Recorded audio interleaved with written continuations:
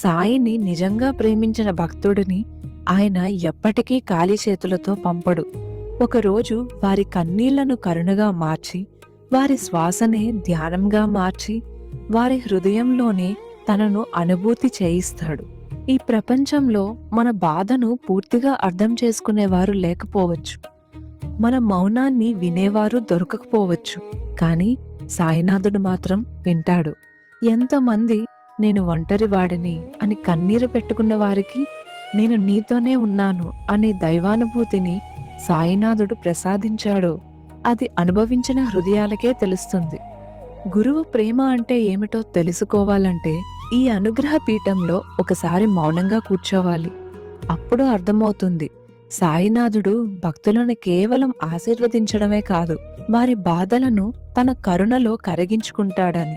సాయిని నిజంగా ప్రేమించిన హృదయం ఎప్పటికీ అనాథ కాదు.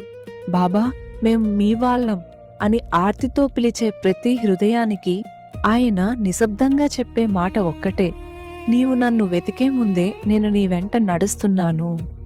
సాయినాథుని ప్రేమను హృదయంలో నిలుపుకున్నవాడు ఎప్పటికీ ఒంటరివాడు కాదు. గురువు కరుణను ఆశ్రయించిన జీవితం ఎప్పటికీ దారి తప్పదు. అటువంటి అఖిలాండ కోటి బ్రహ్మాండ నాయకుడైన షిరిడీ సాయినాథుని పాదాలను గట్టిగా పట్టుకొని మన శ్వాస చివరి వరకు బాబా నీవే మా దిక్కు అని ప్రేమతో పిలుద్దాం. ఏమని పాడెద గురుదేవా